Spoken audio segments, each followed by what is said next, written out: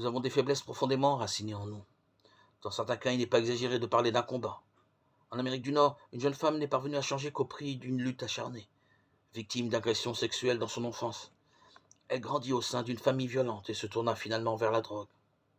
Cette pratique coûteuse l'amena à se prostituer. Elle volait aussi des touristes, si bien qu'elle finit par passer plus de temps en prison ou dans les maisons de jeu que chez elle. Elle fit de belles rencontres qui l'amena à entendre parler de la Bible. Elle entreprit aussitôt de l'étudier. Rapidement, elle noua des relations avec Dieu et opéra des changements significatifs dans sa vie. Toutefois, un dur combat l'attendait, car la vieille personnalité était profondément enracinée en elle.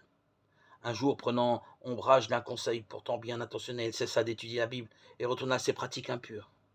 Mais elle ne pouvait oublier les vérités bibliques qu'on lui avait enseignées. Elle reconnaît aujourd'hui: je me sentais parfois coupable en repensant au verset de 2 Pierre 2,22.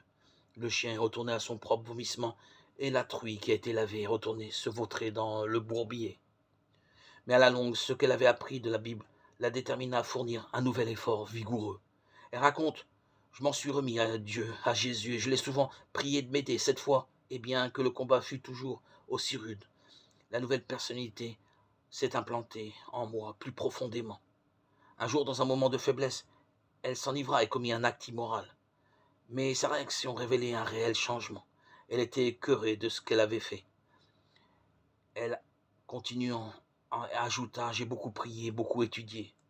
Avec le temps, la parole de Dieu m'a transformé jusqu'à faire de moi une chrétienne zélée, menant une vie droite.